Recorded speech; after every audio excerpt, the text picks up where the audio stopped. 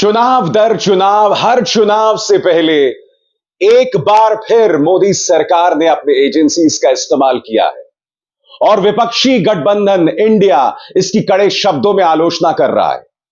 कोलकाता से ममता बनर्जी ने झंडा बुलंद किया है और मामला क्या है आप सब जान गए होंगे।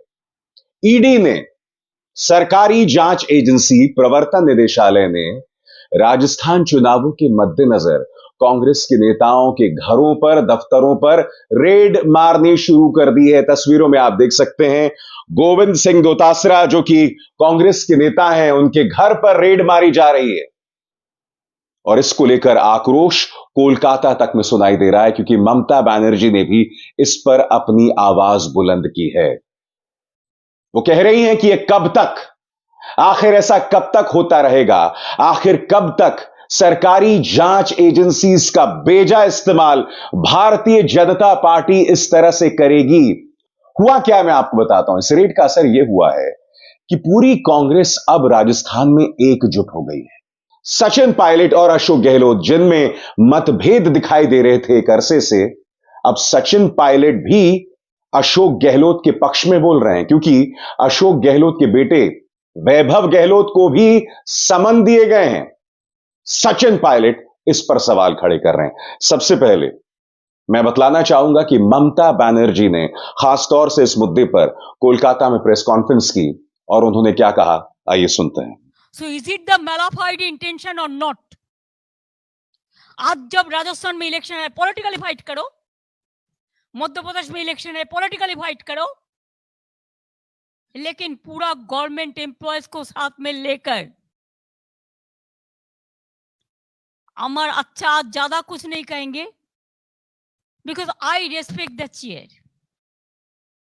सो I am not coating anybody but I am quoting the BJP party, they are in power. और कितना करोगे आप? कितना लोगों को जेल में डालोगे?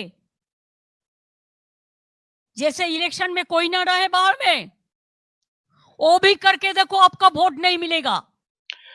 तो खबर जैसे कि आप देख रहे हैं दोस्तों, रेड पड़ी है राजस्थान में और विपक्ष कह रहा है कि अब भारतीय जनता पार्टी ले दे के उसी अंदाजे बयां में हर चुनाव में उतर जाती है। चुनाव आते हैं, रेड्स पड़ते हैं और उन रेड्स का क्या होता है कोई कुछ नहीं जानता, मगर एक भौकाल बनाया जाता है।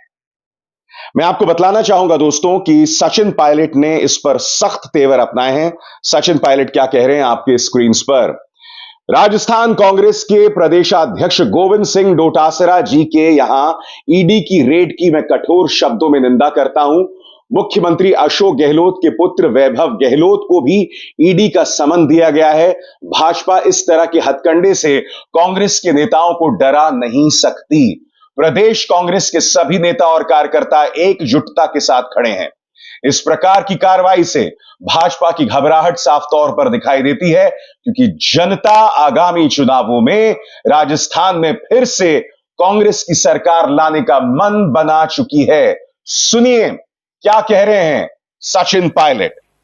मुख्यमंत्री जी के बेटे वैभव गहलोत को जो समन दिया गया है वो भी आप जानते हैं। उन्होंने खुद कहा, वैभव ने, कि ये 12 साल पुराना कोई प्रकरण था और पोलिंग डेट अनाउंस होने के बाद अचानक से समन भेजा जाना, सब लोग समझते हैं कि इसके पीछे क्या सोच हो सकती है।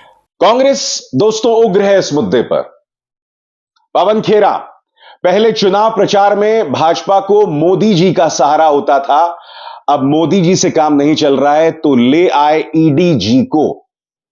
सुनिए क्या कह रहे हैं पवन खेरा। आज फिर से राजस्थान में ईडी पहुंच चुकी है। आज हमारे प्रदेश अध्यक्ष गोविंद सिंह दोतासरा जी पर कार्रवाई हो रही है। ये एक परंपरा बन गई। अब तक क्या होता था कि जहां चुनाव हो, किसी स्तर का चुनाव हो, मोदी जी पहुंच जाते थे। अब मोदी जी का प्रभाव खत्म, तो अब जहां चुनाव हो, किसी स्तर का चुनाव हो, ईडी जी पहुंच जाते हैं। फर्क कुछ नहीं पड़ने वाला। राजस्थान के लोगों ने पिछले 5 साल कांग्रेस की सरकार की योजनाओं को सराहा है।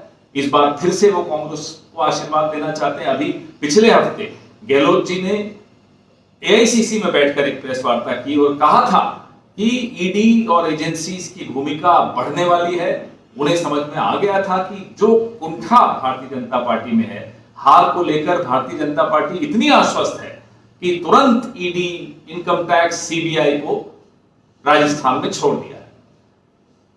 अभी कुछ योजनाएं घोषित हुई थी। प्रियंका गांधी जी अभी राजस्थान कल गई, उन्होंने अच्छी घोषणाएं की। उन घोषणाओं का असर यह है कि सुबह सुबह आज ईडी की दस्तक हो गई। खैर, राजस्थान के लोग सब कुछ देख रहे हैं।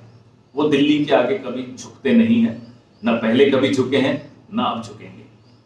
दोस्तों, मैं आपको बतलाना चाहूंगा कि इस मुद्दे पर कांग्रेस को समर्थन न सिर्फ ममता बनर्जी से मिल रहा है, बल्कि उद्धव सेना से भी मिल रहा है। प्रियंका चतुर्वेदी, जो कि शिवसेना की सांसद है राज्यसभा में, उनका बयान आपकी स्क्रीन पर। I see ED changing its name from Enforcement Directorate to become an extended department of the BJP. It has become a tool at the hands of the BJP. It's shameful that we have agencies which are bending as per the will of those who are in power. सख्त तेवर अपनाते हुए प्रियंका यहां पर जो कह रही हैं, बहुत शर्मनाक है कि ईडी जो है यानी प्रवर्तन निदेशालय, वो सत्ता के सामने इस कदर नतमस्तक है। अशोक गहलोत ने भी, राजस्थान के मुख्यमंत्री अशोक गहलोत ने भी इस मौके पर तंज कसते हुए कहा है कि जब plan A, B, C fail हो जाएं तो प्लान ई का इस्तेमाल किया जा रहा है। ई यानी कि ईडी। क्या कह रहे हैं अशोक गहलोत आपकी स्क्रीन पर? प्लान ई, भाजपा का plan A, B, C, D सब फेल होने के बाद अब प्लान ई ही शेष रह गया है। इसीलिए ईडी को चुनावी टिड्डी दल की तरह इस्तेमाल करके जिस भी राज्य में भाजपा की हार सुनिश्चित हो, वहां जीतने वाले दलों की फसल खराब करने की कोशिश करने भेज देते हैं। कल राजस्थान की महिलाओं को 2 गारंटियां दी तो आज ईडी को भेज दिया। अभी वो 5 गारंटियां और दे रहे हैं। परसों तक ईडी वालों की संख्या कम ना पड़ जाए। पिछले कुछ अरसे से आपने देखा होगा, चाहे कर्नाटक के चुनाव हो, चाहे उत्तर प्रदेश के चुनाव हो, तमाम राज्यों में जहां पर भारतीय जनता पार्टी को चुनौती मिल रही होती है, वहां पर ईडी का इस्तेमाल किया जाता है। और हमने देखा कि कर्नाटक में इसका किस कदर बेजा इस्तेमाल हुआ, मगर उन तमाम चीजों के बावजूद भाजपा को कोई फायदा नहीं हुआ। कर्नाटक में एक तरफा चुनावी नतीजे जो हैं वो इसकी बानगी है। अभी 3 अहम राज्यों में चुनाव है, मध्य प्रदेश, छत्तीसगढ़ और राजस्थान। और आप जानते हैं, प्री पोल सर्वेज में राजस्थान में मुकाबला करीबी बताया जा रहा है। मध्य प्रदेश और छत्तीसगढ़ दोनों जगहों पर कांग्रेस को बढ़त बताई जा रही है। अभी जो तमाम चीजें हैं, भारतीय जनता पार्टी साम दाम दंड भेद से मुकाबला जीतना चाहती है। जहां पर 10-12 सीटों का अंतर है, वहां ईडी का इस्तेमाल किया जाए, एक भौकाल बनाया जाए।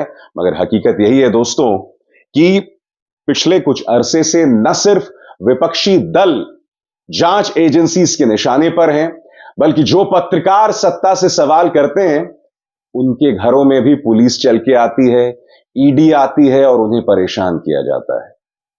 मगर कहीं ना कहीं बीजेपी को यह बात समझनी पड़ेगी कि अब उसका ये जो खेल है वो देश की जनता लगातार देख रही है।